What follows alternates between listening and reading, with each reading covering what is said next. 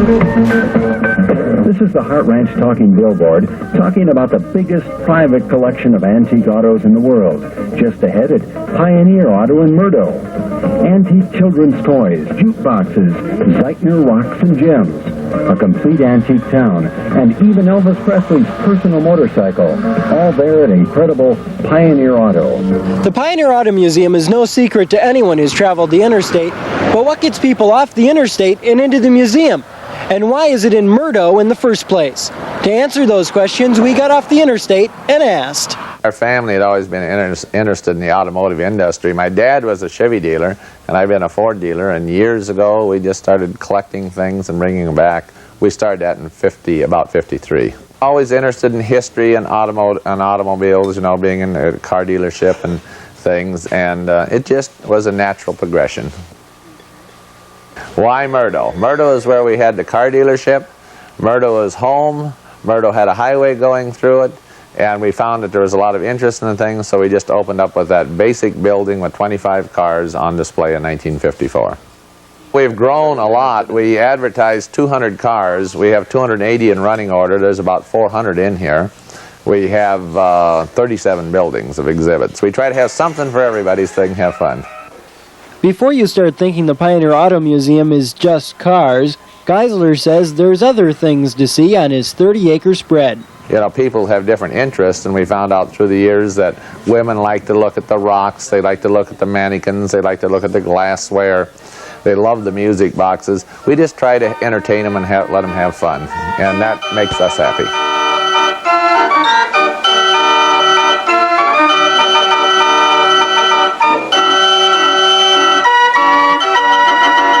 Chicago coin bandbox, and they're kind of neat. They had those in the 50s. We have it hooked to that Wurlitzer old merry-go-round organ, and so we got a showpiece of two unique things, so you can hear it and you can see the animations, and people like it. It's just a nice addition, and they're quite desirable. People like them. The cars are the stars, but the number one thing, the number one item is there's an awful lot of interest in motorcycles, and there's an awful lot of interest in Elvis Presley. And Elvis Presley's personal motorcycle is probably the number one thing that people come to see that wouldn't have stopped here otherwise. Not only do the cars at Pioneer Auto come from all over, so do the visitors. Unbelievable. I've never seen so much stuff in one place. Interstate 90 carries a lot of travel, but it is very, very well known throughout the nation. We get letters from all over the country. As far as we can tell, it's the private largest collection in the nation. And most of the people that stop here, we try to treat them right. They're friends, and they never get all done looking anyway. Most of the people that stop here have been here before, or their friends have told them. And of course, the road signs tell them where we are. In automotive history, there was a unique place called Auburn, Indiana. And Auburn, Indiana made the Auburn, Cord, and Duesenberg. E.L. Cord went to Auburn, Indiana, a town about the size of Mitchell, 10,000 people, and he put this out. He took over the old Auburn company, and he created the showy Auburns, the showy Cords, the showy Duesenbergs, and people like Gary Cooper and all would come from Hollywood, and they'd hand build these cars for them. There weren't many Auburns in South Dakota because a Ford was like $700 and an Auburn was $3,500, and you got to roll the clock back a long ways. But they're really quite a car. They're true classics. This is a 1931 Pierce Arrow. Pierce Arrow was a great name in automotive history. This car was made in Buffalo, New York. And this car we found in 1954. Ringling Brothers, they have a museum at Baraboo, Wisconsin.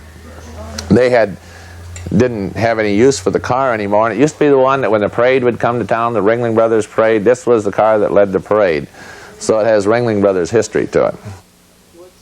Tom Mix was truly one of America's great movie stars and cowboys, and he was quite a showman. And as he would come into town with that Tom Mix Packard, and he had bull horns on the front, and I talked to a lot of people in here who said, I saw that when I was a little kid when Tom Mix would come to town.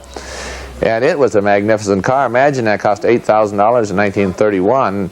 You project that with inflation and other things, you're talking about a $100,000 car. Domino's Pizza is a lot into a lot of promotions and showy things, and they created that car to run around and deliver pizza. And it was built in about '84, and there was a prototype, and they made 3 or 4 of them. And it has a Wonkel engine, airplane design, motorcycle parts, and apparently it wasn't the most practical way to deliver pizza, but it is a showy little thing.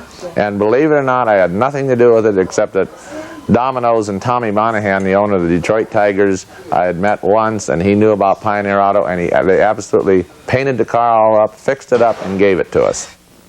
The Pioneer Auto Show is open from 8 to 6 off I-90 in Murdo. When you get into collectibles, you run into an awful lot of different people. Well, for instance, the music box king of the world, who's always fooling and trading with music boxes, he comes and looks at our collection, and sometimes we trade a lot.